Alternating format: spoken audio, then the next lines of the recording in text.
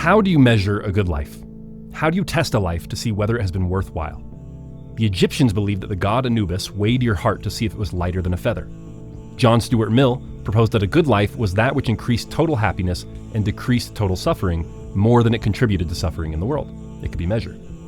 But I think these tests pale in comparison to the test devised by Friedrich Nietzsche in 1882 in his book The Gay Science. Quote, "What if some day or night a demon were to steal into your loneliest loneliness and say to you, 'This life, as you now live it, and have lived it, you will have to live once again, and innumerable times again, and there will be nothing new in it, but every pain and every joy, and every thought and sigh, and everything unspeakably small or great in your life must return to you, all in the same succession and sequence, even this spider and this moonlight between the trees, and even this moment and I myself.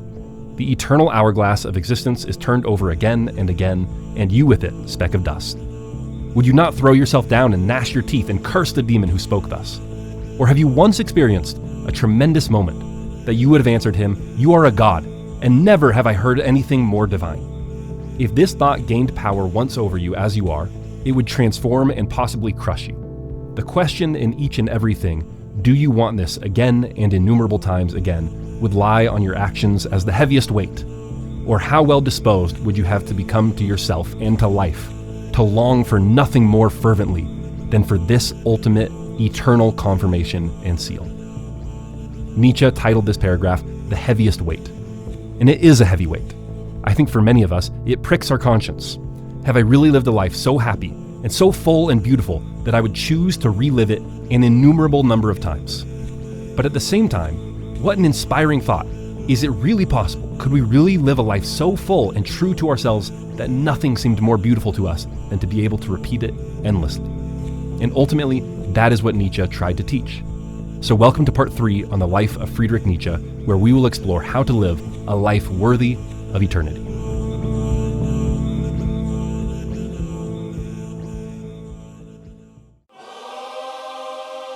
I'm gonna show you how great I am. This was our tiny tower. I just want to say from the bottom of my heart, I'd like to take this chance to apologize to absolutely nobody.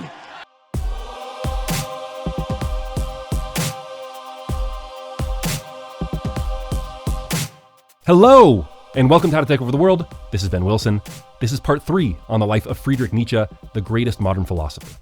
In part 1, we covered the first half of his life, the death of God, and master versus slave morality. On part 2, we covered the end of his life, the Übermensch, the last man, and will to power. On this final part, we will be talking about eternal recurrence and the good life, according to Nietzsche, and also general life advice. So let's dive in.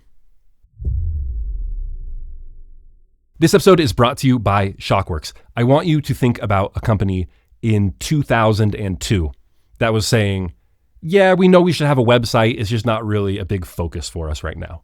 How do you think a company like that is doing now, 23 years later? Probably not super well, right? And if your company is in a place where you're saying that about AI today, you're going to be in a similar place in 5-10 years. And that's where Shockworks comes in. They can help you streamline your business, find cost savings, find new revenue opportunities using AI, and help you pull your business into the future. They have some of the world's leading AI experts, including researchers and implementation specialists, working all over the world, but especially at their flagship lab, the Austin AI Lab. The guys at Shockworks are huge supporters of How to Take Over the World, and they're taking over the world themselves, the AI world. They're the best. You won't regret working with them. If you are looking to take your company to the next step and use AI to get there, please check them out. So go to austinlab.ai and let them know that I sent you. Before we move on, I want to tell you about Gains in Bulk.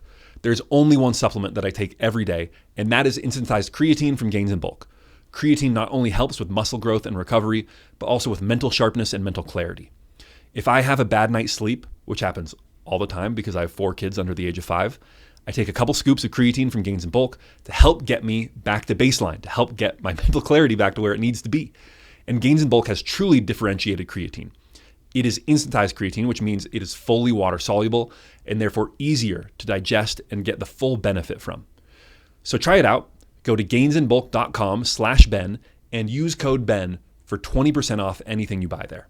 I'm not a big supplement guy, but I only work with Gains in Bulk because I think that creatine makes a difference and that they have truly great differentiated creatine. So please support the show. Check them out. You won't regret it. Okay, so far we have talked a lot about Nietzsche's philosophy in the abstract, the goals of humanity, the meaning of morality. Today, what I want to focus on is how this translates to life. What does the philosophy of Friedrich Nietzsche teach us to actually do differently? And on that question, I do think we need to start with eternal recurrence because it points the way to our ultimate goal. As Lewis Carroll says, if you don't know where you want to go, it doesn't matter much which path you take. So eternal recurrence, it's the type of thought experiment that can ruin your entire day, right? But it's not necessarily supposed to be depressing. It's actually supposed to lead you to a very positive place. I guess to start off with, we need to address the question of whether eternal recurrence is merely a thought experiment or whether Nietzsche believed this to be the literal truth. The underlying argument is pretty easy to grasp. Nietzsche biographer R.J. Hollingdale puts it like this, quote, Nietzsche envisages the universe as a kaleidoscope of changes, and however many different states it is possible for the universe to fall into, their number must be finite. But time is infinite. So the present state of the universe must be a repetition of a previous state, as must the state which preceded it and the state which succeeds it. All events must recur an infinite number of times. Okay, so that's a pretty easy equation to understand. Finite universe, finite matter plus infinite time equals an eternal recurrence of every state that could possibly exist. So according to Hollingdale, Nietzsche actually believed eternal recurrence to be the truth. And it isn't necessarily a totally original idea. Nietzsche himself said that the Pythagoreans believed some form of it. But according to another biographer, H.L. Mencken, who I think disagrees with Hollingdale here, he says Nietzsche eventually abandoned a literal belief in eternal recurrence. Here's what he writes, quote, the idea seemed to fascinate Nietzsche, in whom, despite his worship of the actual, there was an ever-evident strain of mysticism, and he referred to it often in his later books. The pure horror of it, of the notion that all the world's suffering would have to be repeated again and again, that men would have to die over and over again for all infinity, that there was no stopping place or final goal. The horror of all this appealed powerfully to his imagination. Frau Salome tells us that he spoke of it only in a low voice and with every sign of the profoundest emotion. And there is reason to believe that at one time he thought there might be some confirmation of it in the atomic theory, and that his desire to go to Vienna to study the natural sciences was prompted by a wish to investigate this notion. Finally, he became convinced that there was no ground for such a belief in any of the known facts of science, and after that, we are told, his shuddering horror left him. Okay, so maybe Nietzsche really believed it, maybe he believed it for a time, but abandoned the belief. Either way, I think it is one of the great frameworks for evaluating life, because I think it reflects something true about life. Whereas, other thought experiments like Rawls' Veil of Ignorance, I think doesn't reflect life as it actually is. So if you haven't heard of the Veil of Ignorance, it's put forward by 20th century American philosopher John Rawls. And he says that what's moral is what, if we all went behind a veil of ignorance, okay, we're kind of disembodied as little spirits out in the universe, and we look at Earth, and we all voted on what would be the fairest system of living, that is what is moral. Okay, what we would all decide on if we were behind this veil of ignorance. That's probably the best known other thought experiment of how to evaluate morality in the good life. But the thing is, you're not. You're not an interchangeable intelligence who is randomly sorted into birth position in some sort of cosmic lottery. That's not how things work. And maybe your life won't eternally recur either. But life should be self-justifying. Maybe this is all we have. Maybe not. Maybe life continues after death. Maybe we go to heaven or hell. But this life is certain. Life after death is uncertain. And so this life, I think, should justify itself. I think that makes sense based on what we know about the universe and based on our lived experience.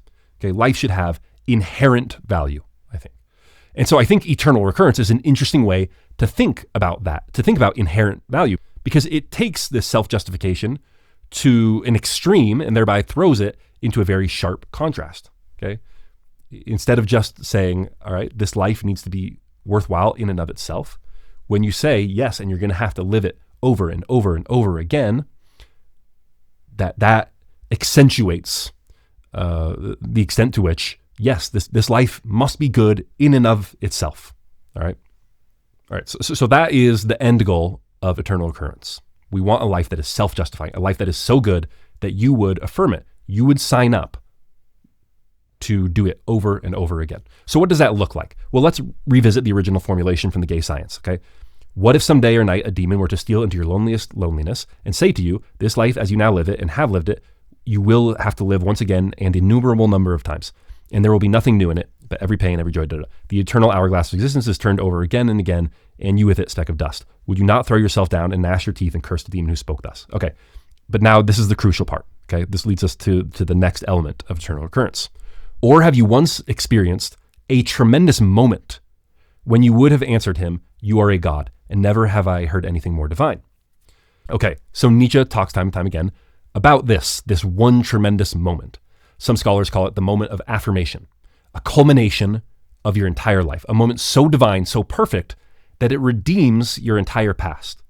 You say to everything in your life, yes, I wanted it thus. I would not change a single thing. I want everything just as it was because it led to this moment.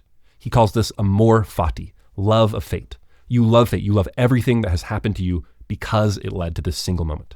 He writes in Thus Spake Zarathustra, was that life? Well then, once more, my formula for greatness in a human being is amor fati, that one wants nothing to be different, not forward, not backward, not in all eternity, not merely to bear what is necessary, still less to conceal it, but to love it. And according to Nietzsche, no matter what has happened in your life, this one moment can redeem you, can make it all worth it. Quote, to redeem what is past in man and to recreate all it was until the will says, but thus I willed it, and thus I shall will it. That alone shall I call redemption.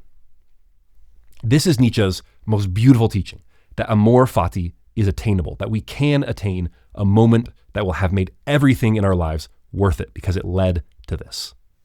And this is why I get so annoyed when people talk about Nietzsche as some dark, malevolent philosopher. What could be more hopeful than this? Because at any point in your life, no matter how bad it has been up until now, you can still work toward and achieve a justifying moment that gives you amor fati and redeems and justifies everything that has happened up until now. One more quote from this, from Thus Spake Zarathustra, because I think Nietzsche just writes so beautifully about this concept. He says, did you ever say yes to a single desire? If you did, oh my friends, you also said yes to all woe. All things are interlinked, intertwined in love.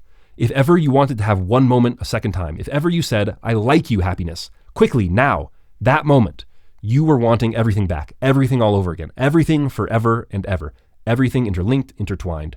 Oh, you so loved the world, you eternal ones. You love it eternally and for all time. And even to woe you say, go, but return, for desire craves eternity. Now the question, of course, is how do we find that moment? And I think the key can be found in the quote that I shared at the end of episode 2 from Schopenhauer as educator. Quote, no one can build you the bridge on which you and only you must cross the river of life. There may be countless trails and bridges and demigods who would gladly carry you across, but only at the price of pawning and forgoing yourself. There is one path in the world that none can walk but you. Where does it lead? Don't ask, walk. He goes on, a man has never risen higher than when he knows not where his road may yet lead him. In other words, you have to find this bridge that only you can walk, but you can't necessarily plan what it will be. You have to act, you have to walk, and it will come to you. But he goes on and does give one piece of advice to help you look in the right direction, okay? He says, this is the most effective way, to let the youthful soul look back on life with the question, what have you up to now truly loved? What has drawn your soul upward, mastered it, and blessed it too? Set up these things that you have honored before you, and maybe they will show you in their being and their order a law which is the fundamental law of your own self. So you want to look back on your life and find the moments that you truly loved that felt divine, and then dedicate your life to pursuing and creating more of those. Nietzsche is very concerned with this idea of finding and becoming your true self. His last complete work, his autobiography, Ecce Homo, is subtitled How One Becomes What One Is. And when I read this, I think of my favorite poem by Gerard Manley Hopkins. It's called As Kingfishers Catch Fire. And it's about this exact question. And I'll share, I'm not going to be so pompous as to share an entire poem, but I will share just the key passage that relates to this. Hopkins writes, each mortal thing does one thing and the same, deals out that being indoors each one dwells, selves, goes itself, myself it speaks and spells, crying what I do is me, for that I came. And I really like this framing. Each mortal thing deals out that which dwells inside it. Selves, in other words, what would it mean if your self was turned into a verb? What would it mean to Ben Wilson? What would it mean to insert your name?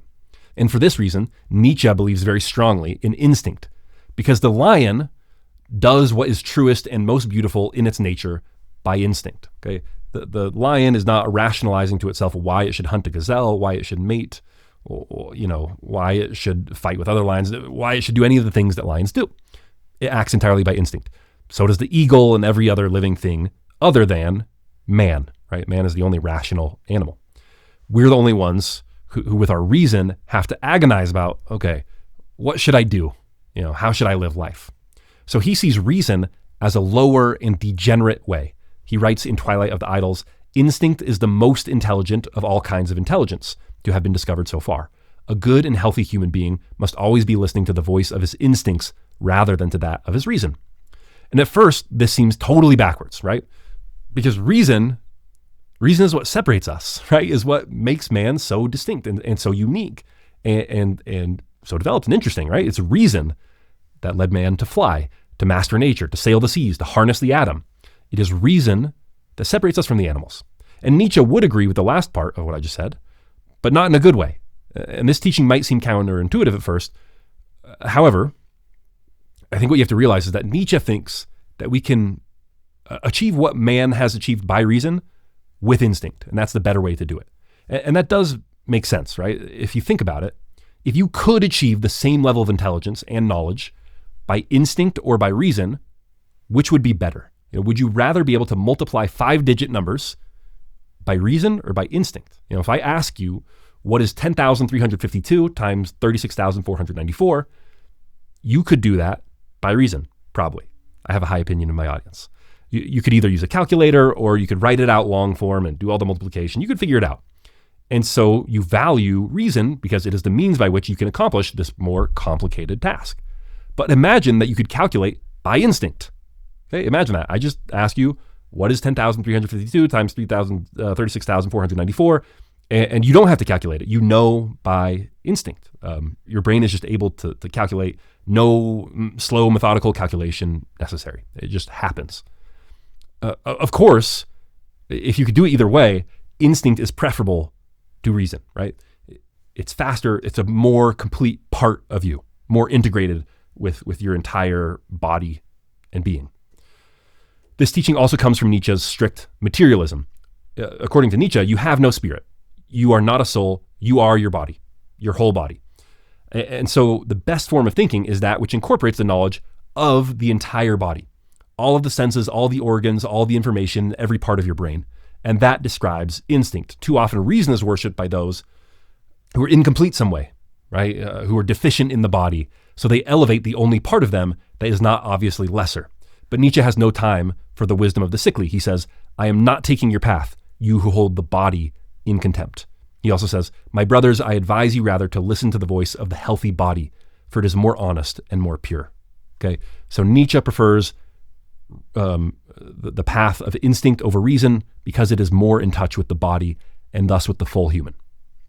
All right, so we use instinct to find this one path that is set out for us, that only we can walk, this unique thing that we can accomplish in life that will give us this moment of self-justification, justify everything that has come before and make life totally worth it and make us want eternal recurrence, want to live this life over and over again.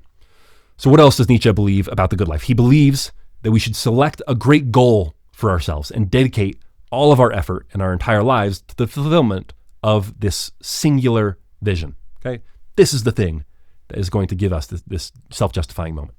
And he abhors the more sort of diversified, modest way. He hates modest virtues. He hates the well-rounded, the comfortable, the cozy, the content life. He wants us to strive for some beautiful vision. And I think he writes so beautifully about this. I hope you'll indulge me if I read a bunch of passages about this. I know I've been reading a lot of passages so far. That's a lot of what these episodes have been. But I think he's not only a great thinker, but a great writer, which is why in these episodes I so often prefer to let Nietzsche say it. But here are a few passages about this idea of finding this one single goal. All right. So from Thus Spake Zarathustra. But by my love and hope I beseech you, Do not throw the hero in soul away. Hold on to your loftiest hope as something sacred. And he also tells us that in this pursuit, you can't let yourself get discouraged and give up on great visions. He says, quote, I have known noble men who lost their loftiest hope, whereupon they denigrated all lofty hopes. From then on, they led insolent lives of short-lived desires, and they scarcely had aims that looked to tomorrow. One other great quote from Thus Spake Zarathustra about the struggle that comes with trying to realize this great vision. He says, and if a man should go through fire for his teaching, what does that prove? It means more, in truth, when one's own doctrine comes from one's own burning. In other words, it is going to burn. You're going to have to go through fire to accomplish this great vision, this great goal, but that will make it mean even more to you.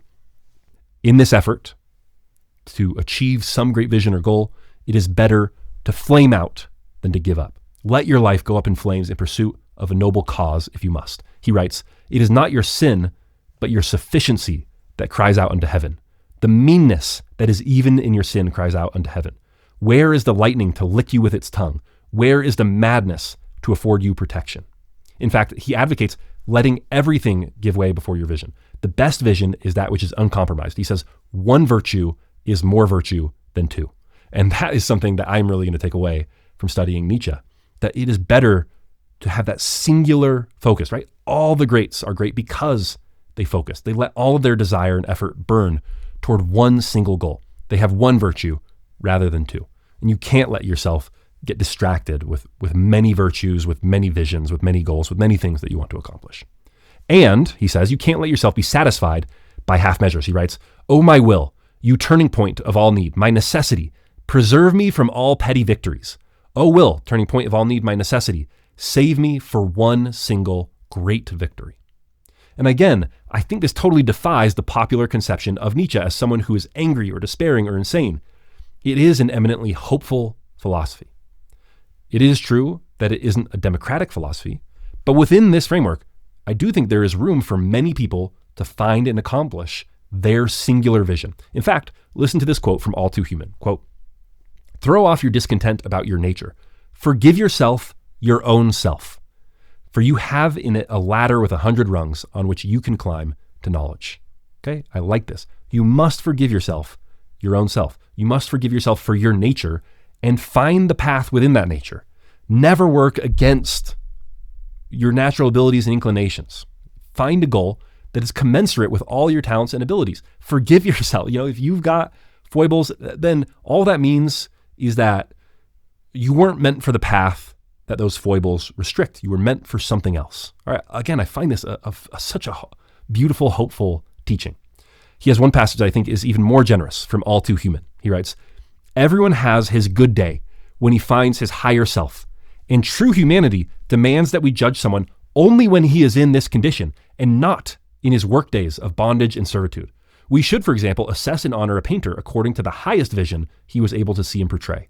But people themselves deal very differently with this, their higher self, and often act out the role of their own self to the extent that they later keep imitating what they were in those moments. Some regard their ideal with shy humility and would like to deny it. They fear their higher self because when it speaks demandingly. In addition, it has a ghostly freedom of coming or staying away as it wishes. For that reason, it is often called a gift of the gods, while actually everything else is a gift of the gods of chance. This, however, is the man himself. There you go. What a thought. You are not your worst moments. You should, in fact, be defined by your best moments. That is truly you. Okay? I think sometimes there is just this feeling.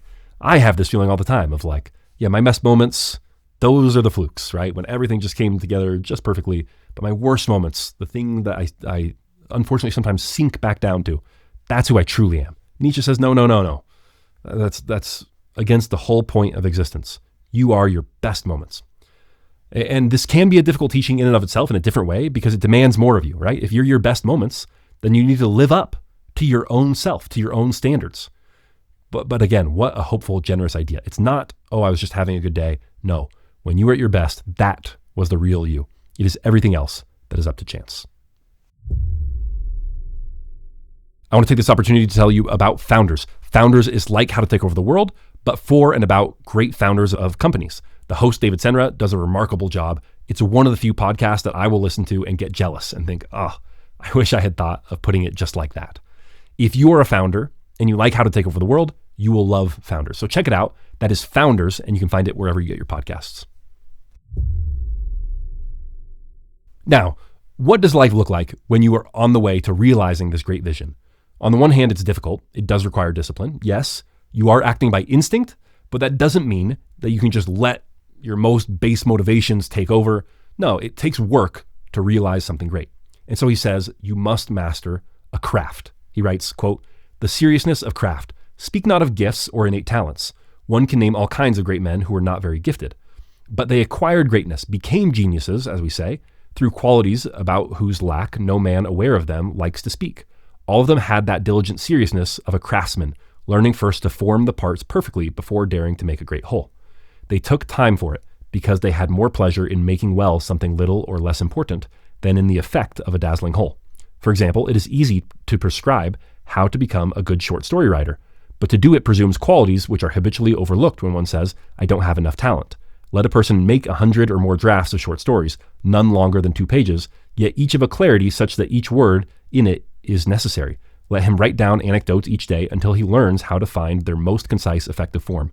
Let him be inexhaustible in collecting and depicting human types and characters. Let him, above all, tell tales as often as possible and listen to tales with a sharp eye and ear for the effect on the audience.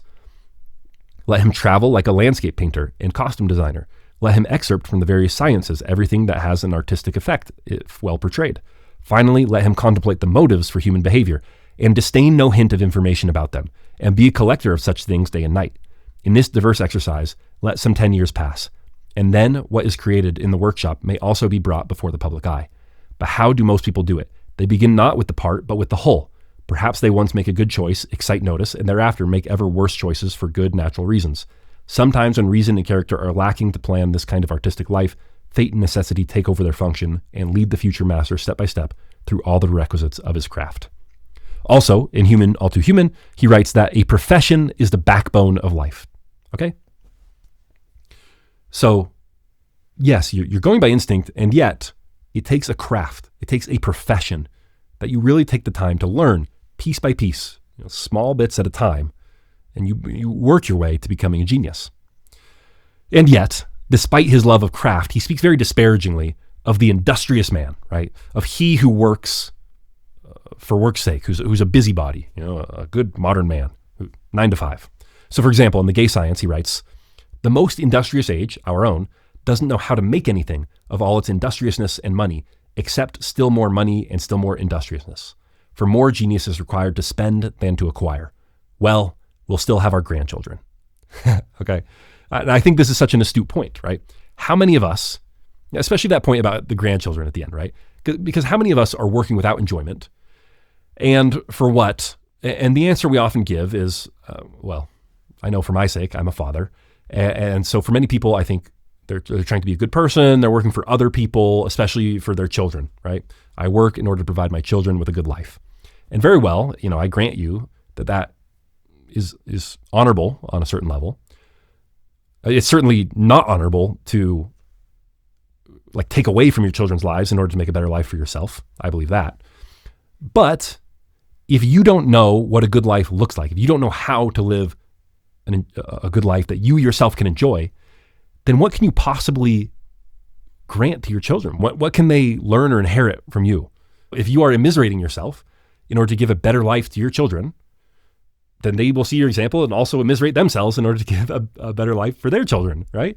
Hence his line at the end, well, we'll still have our grandchildren, At what point does someone finally get to enjoy all of this work? So yes, you need to have a craft. You need to be disciplined. You need to work.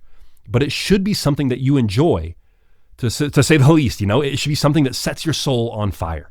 He writes in Thus Spake Zarathustra, it is only through dance that I can tell the parable of the highest things. Okay? And I think that dance or music is a great metaphor for what Nietzsche has in mind.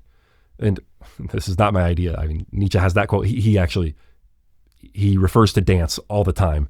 I just searched my notes for dance, and I have 14 highlights, and those are just the passages I highlighted. Nietzsche constantly analogizes life to dance. And why is that? Because a dance is exhilarating. You do it for the enjoyment of itself. You don't dance to get somewhere. You dance because dancing in and of itself is enjoyable. And yet it is also a craft. And the greatest dances come only after years of toil in understanding choreography and performance. He also says, the only God I would believe in would be one who could dance. Okay? And this reminds me of a great speech by Alan Watts, a famous mid-century American Buddhist, on dance or music as an allegory for life. I'll play it for you. You've probably heard it. This is very popular on social media. Okay, here's the passage from Alan Watts. Now, it's my contention, my personal opinion, this is my basic metaphysical axiom, shall we put it that way, that existence, the physical universe, is basically playful. There is no necessity for it whatsoever. It isn't going anywhere. That is to say, it doesn't have some destination that it ought to arrive at. But that it is best understood by analogy with music. Because music, as an art form, is essentially playful. We say you play the piano. You don't work the piano. Why? Music differs from, say, travel. When you travel, you are trying to get somewhere.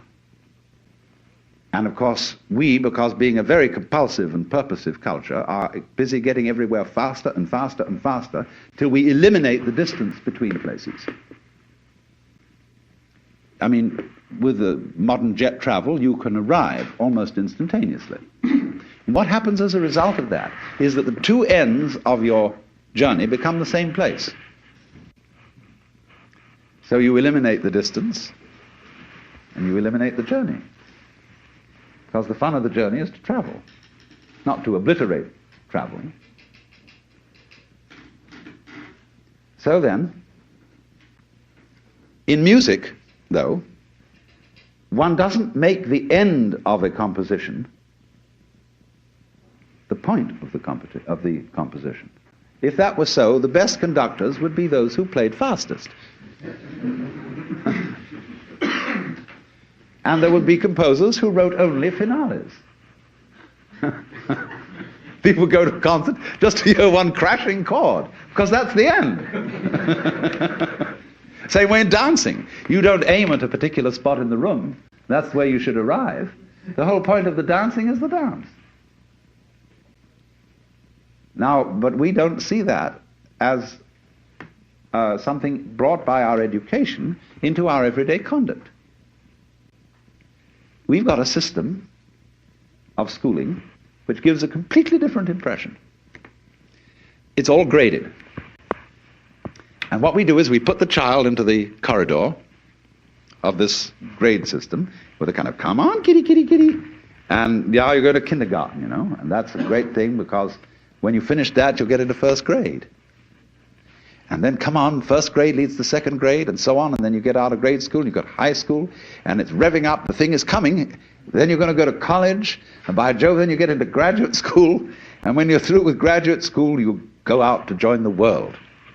And then you get into some racket where you're selling insurance, and they've got that quota to make, and you're going to make that. And all the time, the thing is coming. It's coming, that great thing, the success you're working for. Then when you wake up one day about 40 years old, you say, my God, I've arrived. I'm there. And you don't feel very different from what you always felt. And there's a slight letdown because you feel there's a hoax. And there was a hoax, a dreadful hoax. They made you miss everything by expectation. Look at the people who live to retire and put those savings away. And then when they're 65, they don't have any energy left, they're more or less impotent, and they go and rot in an old people's, senior citizens community.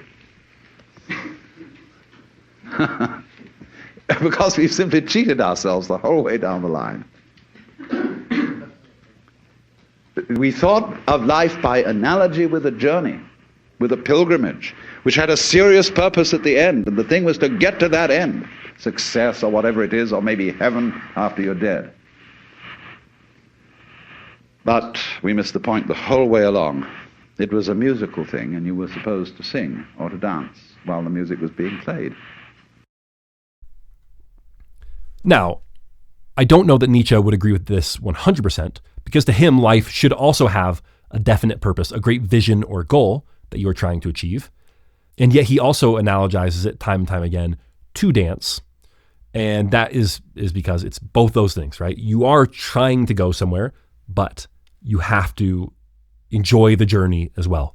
And I try and redefine it, because enjoyment, happiness, I don't necessarily think is the right word. Because if you look at, well, let's take music. Look at a great pianist or violinist or drummer or any performer when they are at the height of their craft, when they are in a flow state and just playing the most beautiful thing they've ever played in their entire life. Are they smiling like an idiot? Are they happy in the way we think of happiness? No, they're not, right? They're intense, they're focused.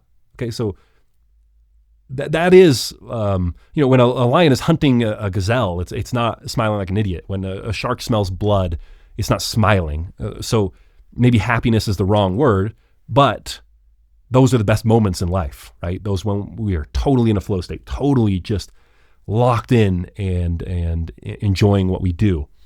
So I say enjoyment, but not happiness. It does lead to happiness, but it's not exactly the same thing. Okay, I hope I'm communicating that effectively. All right. So Nietzsche does believe in one great goal or vision, but you can't delay the enjoyment, the fire of real life until the goal is accomplished. You must dance your way to it. One more quote that I think captures the tension of journey and dance from Thus Spake Zarathustra, talking about freedom. He says, "Free from what? What is that to Zarathustra? But your eye should clearly declare to me, free for what?" All right. So we do want to be free, but not free from what. We shouldn't just be focused on freedom for freedom's sake. It's freedom for something, for a great vision or goal. All right. Well, let me wrap up with just a few more small things. Life advice from Friedrich Nietzsche. One on improving others. I found this very relevant because I have small children. I'm trying to figure out how to teach them, how to raise them right. Here's what Nietzsche says about correcting and improving others. Quote, "Let's stop thinking so much about punishing, reproaching, and improving. We rarely change an individual, and should we succeed, something else may have been accomplished unnoticed. We may have been changed through him. Let's rather make sure that all our influence on all that is to come balances and outweighs his influence. Let's not struggle in a direct fight, which is what reproaching, punishing, and desiring to improve amount to.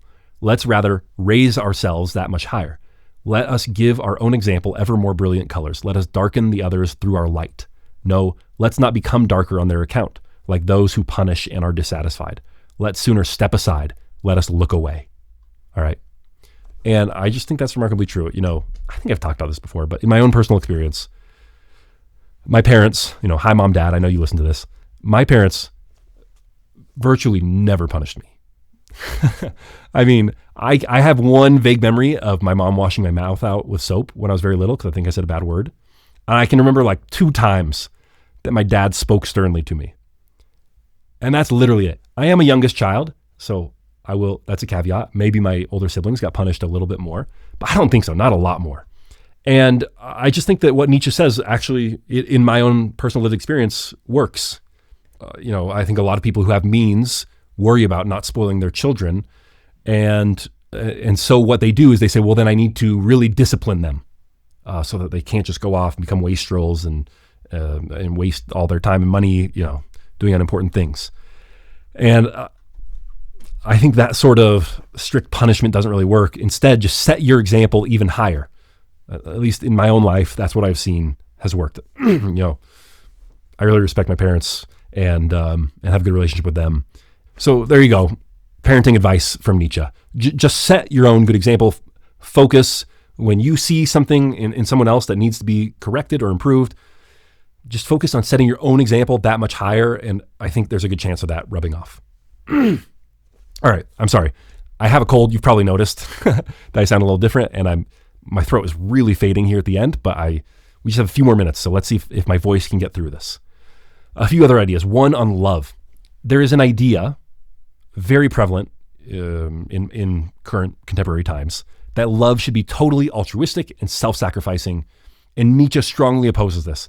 He says about love, quote, "It is a frightful absurdity that love is supposed to be something unegoistic. One has to be set firmly upon oneself. One has to stand bravely upon one's own two legs.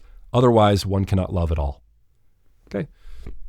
To Nietzsche, it's important to note that love is desire. That is what love is. And that makes it more wholesome, more beautiful, more real, not less. Not some ridiculous, impossible standard of unegoistic self-sacrifice. He says, quote, greed and love, such different feelings these terms evoke, and yet it could be the same instinct named twice. Okay? Greed and love. Like when you love someone, you are greedy for them. It is interesting in Spanish. There's a word for love, amar, te amo, I love you. But more often they say, te quiero, I want you. But to them, te quiero means I love you. And I think there's something profound in that, something very Nietzschean in that, right? To want someone is to love them. And I think this, plays out in lived experience. Women, ask yourselves. Imagine this scenario, okay? A man, he wants you. His love is because he wants to possess you. Not in a controlling, abusive way, of course, but he has made the assessment and decided that you are exactly what he wants for no other reason than that's what he wants. And so he has this intense desire to have you as his. Okay. Does that sound like an attractive sort of love? A list of best-selling romantic novels would suggest that it does for many women. Far preferable to a man who, for so-called altruistic or unegoistic reasons, loves you out of some like benevolent desire for you to do well in life. Does that sound more romantic to you? And similarly for men, what sounds more romantic? A woman that you want, that you truly just desire, everything about her, you want that for yourself, or someone who completes you for some reason and who you need, and or who for some demon comes upon you and you have this unegoistic desire for the welfare of their soul, for everything to be hunky-dory for them, And by the way, I contrast those two as the man who desires and the woman who is desired, because that is how Nietzsche defines love. That's how he breaks it down. And he makes this very stark contrast between men and women. And I'm not endorsing Nietzsche's views on women in every aspect. But I think that this does capture something very true about the nature of at least the ideal male-female love. And despite, some of his statements on love, some of them, I won't get into it, but they do fly in the face of modern sensibilities, of course. But Nietzsche writes, that which is done out of love always takes place beyond good and evil. And I like this conception of love, to be honest. It feels more real to me. It puts less pressure on love and somehow also allows it to grow greater. All right. Last quotes from Nietzsche. We've done Nietzsche on improving others, on love. Let's really quickly go through his most famous quotes because you might have heard them but not know that they are from Nietzsche. One, what doesn't kill me makes me stronger. He actually never says that. He says, what does not kill him makes him stronger. But obviously, that's what it's adapted from. And then from Beyond Good and Evil, he who fights with monsters should look to it that he himself does not become a monster. And when you gaze long into an abyss, the abyss also gazes into you. All right? Again, it was just one of those, it's a cliche at this point, but it really is a tremendous, very impactful quote is why it's become a cliche. One good joke from Nietzsche, from The Gay Science. Obviously, he's speaking to himself here. It's on imitators. Person A, what? You want no imitators? Person B, I don't want people to imitate me. I want everyone to set his own example, which is what I do. Person A, so... Okay, I just like that. That's funny. And then the last two very practical pieces of advice from Nietzsche. The first is from All Too Human. Quote, active men are usually lacking in higher activity. I mean individual activity. They are active as officials, businessmen, scholars, that is, as generic beings, but not as quite particular, single, and unique men. In this respect, they are lazy. It is the misfortune of active men that their activity is almost always a bit irrational. For example, one must not inquire of the money-gathering banker what the purpose of his restless activity is. It is irrational. Active men roll like a stone, conforming to the stupidity of mechanics. Today, as always, men fall into two groups, slaves and free men. Whoever does not have 2/3 of his day to himself is a slave, whatever he may be, a statesman, a businessman, an official, or a scholar. Okay. Now again, remember his dictum, not free from what, but free for what. But still, I think everyone should strive for what Nietzsche says there at the end, to have 2/3 of their day to themselves. And then this last piece of very practical advice from Ecce Homo. Sit as little as possible. Credit no thought not born in the open air and while moving freely about, in which the muscles, too, do not hold a festival. This is the Nietzschean life. Vital, strong, healthy. Dedicated to one great purpose, which you and only you are suited to. Dedicated and disciplined in that pursuit, but without the monotony of a job. A life of true desire, of love in the simplest sense of the word, and a life outdoors, in nature, in the open air. That is the path of a life worth living. A life that yearns for eternal recurrence, that wants eternity. A life so good that you would want to relive it over and over again. All right. Thank you for coming on this journey with me. I hope you've enjoyed learning about the life and philosophy of Friedrich Nietzsche. No endnotes this time. Sorry, premium subscribers. I can't talk about Nietzsche any longer. Instead, I'm going to be putting out a standalone premium episode this week. So hopefully that satisfies you. So until next time, thank you for listening to How to Take Over the World.